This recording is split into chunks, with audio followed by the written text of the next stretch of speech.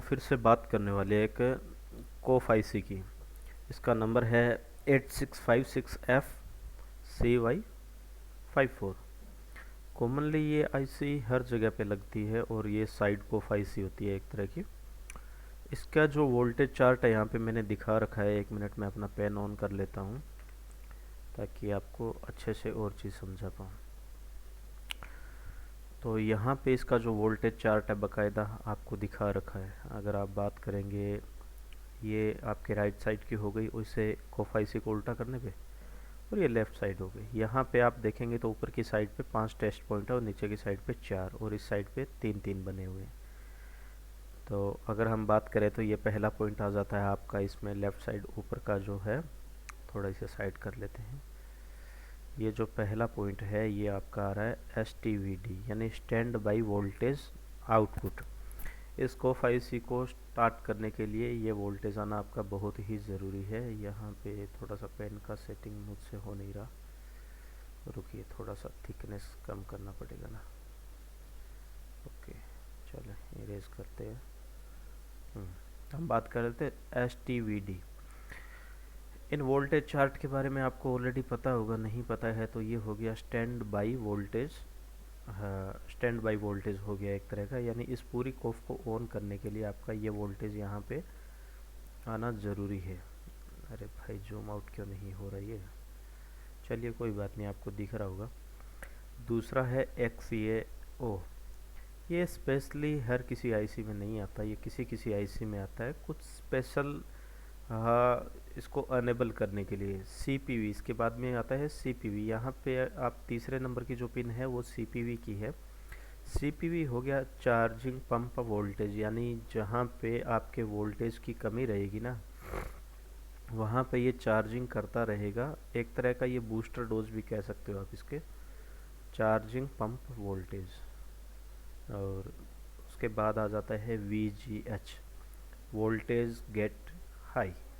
ये TFT जो transistor होते हैं पैनल के अंदर जो कि आपके RGB पैटर्न्स बनाते हैं, उन्हें अनेबल करने के लिए VGH और VGL दोनों डिपेंड करते हैं।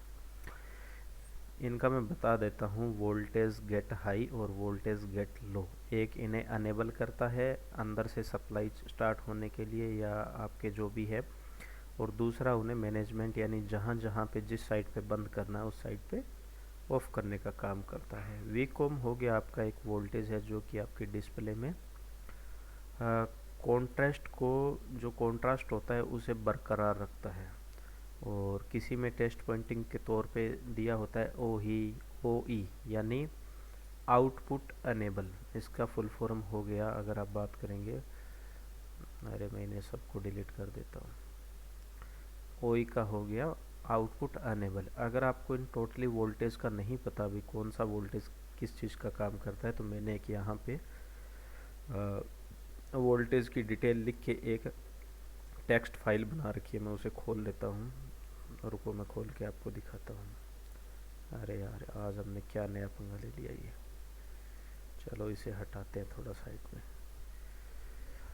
ये देखिए, सॉरी शायद आपको स्क्रीन नहीं दिख रही होगी, मैं थोड़ा सा इसे छोटा कर लेता हूँ।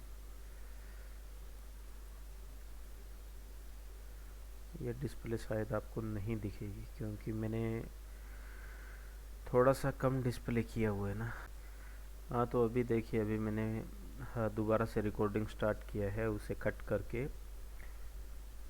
तो यहाँ पे मैं बता देता हूँ आपको नॉर्मली। यहाँ पे अगर आप देखोगे तो मैंने अंग्रेज़ी में लिख के उसका हिंदी ट्रांसलेशन किया है, पता नहीं ये ठीक है या नहीं है। आप इस चीज़ का स्क्रीनशॉट लेके भी रख सकते हो कल को अगर आप इसे देखना हो।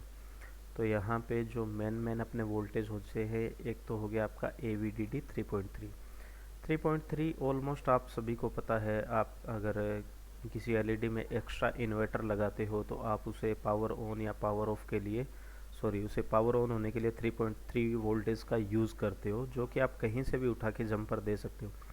ऑलमोस्ट वो जंपर हम लोग क्या करते हैं, हाँ पावर ऑन के साथ भी जहाँ कोई भी ट्रांजिस्टर पे 3.3 वोल्टेज मिलते हैं या फिर उसमें ऑलरेडी आपको इन्वर्टर ऑन ऑफ का दिया होगा और एक एडजस्टेबल का दिया होगा, वो चीज़ है, वही चीज़ AVDD के स्तर पे, सॉरी 3.3 जो पैनल में अपने जाते हैं काफ़ी जगह पे, वो ये चीज़ हर एक जगह पे कॉमन है। एक तरह की इसे आप OE भी कह सकते हो, जैसे हमने उसके पीछे आपकी वीडियो में भी बात करी थी अभी जस्ट पहले।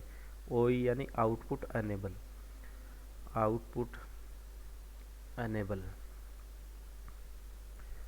और उसके बाद में आ जाता है आपका, हाँ रुकिए, जैसे gate driver voltage VGH, VGL, VON, VOF। और यहाँ पे देखो VGH की मैंने बात की थी, वोल्टेज गेट हाई, और VON संभावित VGH का पर्यायवाची धनात्मक। यहाँ धनात्मक का मतलब हो गया नेगेटिव, जो पिक्सल के अंदर TFT यानी थिन फिल्म ट्रांजिस्टर को चालू करते हैं, जिससे प्रकाश पिक्सल से होकर गुजरता है और पिक्सल अधिक चमकीला हो जाता है। जो VGL होता है वो होता है वोल्टेज गेट लो, और VO संभवतः ये दोनों एक ही चीज़ है, किसी में आपको VGH VGL मिलेंगे, किसी में VON VOF मिलेंगे। तो इन दोनों का जो काम वर्किंग है वो सेम ही है। अगर आपको कहीं कोई कोफ आईसी में VGS का आंतरिक वहाँ पे नहीं लिखा हुआ है तो वहाँ पे आपको VON मिलेगा, और कहीं मैं इसे थोड़ा सा बड़ा करके देखता हूँ, होती है क्या, हाँ हो गई ना, तो बड़ा होने पे आपको दिखेगी नहीं। अगर किसी किसी कोफ आईसी में आपको VGH और VGL नहीं मिले तो वहाँ पे आपको VON और VOF मिलेंगे। इन दोनों का वर्किंग सेम ही रहेगा। वोल्टेज गेट हाई ये ऑन करता है, और ये VON भी सेम ही काम करता है। अब VGL का काम बता दिया, ऋणात्मक वोल्टेज होते हैं, ऋणात्मक हो गया आपका पॉजिटिव वोल्टेज। TFT को बंद कर देते हैं, जिससे प्रकाश अवरुद्ध हो जाता है और पिक्सल अधिक गहरा दिखाई देता है, जो कि कलर ज़्यादा दिखाने के लिए। Other voltage VCOM, voltage common, ये मैंने आपको बताया था, ये कॉन्ट्रास्ट को सही बनाने के लिए इसकी मेन भूमिका है। यार मुझे पेन हाथ वाला लेना पड़ेगा। CPV, चार्जिंग पंप वोल्टेज, इसका भी मैंने आपको बता ही दिया था।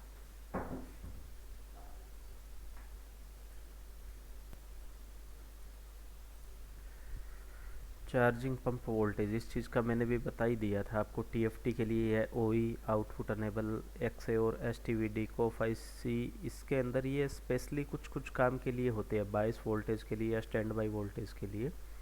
और ये यहाँ पे मैंने इनका पूरी डिटेल दी हुई है, अगर आप नीचे और देखोगे ना, आप चाहे तो इसका स्क्रीनशॉट ले सकते हैं। VGH VGL VCOM को भी बता दिया आपको, CPV OE बता दिया आउटपुट अनेबल है, और XAO के नाम से आता है। ये काफ़ी कम देखने को मिलता है, जो XAO है ये काफ़ी कम जगह पे आपको दिखने का मिलेगा। इसके बारे में हम कभी कंप्लीट चर्चा करेंगे। एक तरह से ये भी अनेबल भी कह सकते हो, आउटपुट अनेबल भी कह सकते हो। STVD या स्टैंड बाई वोल्टेज के संदर्भ करता है, यानी एक तरह का हो ही गया। आप STVD भी ले सकते हो और उसकी जगह 3.3 भी मिल सकता है। AVDD हो गया आपका एनालॉग वोल्टेज डिजिटल डोमेन, और ये एनालॉग एक तरह का ये वही हो गया पॉजिटिव और नेगेटिव की, जिसकी हम बात कर रहे थे पीछे। VON और VOF तो आपको ऊपर भी बता दिया है मैंने। और किसी किसी में होता है आपका TP का मतलब हो गया आपका TP यानी टेस्टिंग पॉइंट। वो चीज़ होती है कंपनी अनेबल के लिए, या फिर आपके पास अगर हाई एफिशिएंसी डिवाइस है तो आप भी को मतलब उसे चेक कर सकते हो बगैर, अगर आपका पैनल ब्लैंक हो जाता है तो उस आधार पे जो ये टेस्टिंग पॉइंट दिया रहता है। जैसे आपने कॉमनली देखा होगा, हम बात कर रहे हैं पैनल टेस्टर की, तो उसमें आपको हर एक रेजुलेशन के अंदर आपको मिल जाता है, चाहे वो 32 इंच की LED के लिए हो, 40 के लिए हो, या 65 इंच के लिए हो, उसके अंदर आपको सबका रेजुलेशन मिल जाता है टेस्ट करने के लिए। तो उसी तरह ये TP टेस्ट पॉइंट होता है। ये क्या करता है, खाली आपके पैनल को ऑन कर देता है डिस्प्ले बनाने के लिए।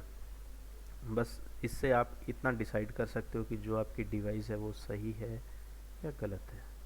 अगर आपकी कोई और क्वेरी है तो आप मुझे कमेंट में लिख सकते हो, मैं वीडियो बनाता रहूँगा। और आज की वीडियो का अंत यहीं करते हैं, धन्यवाद।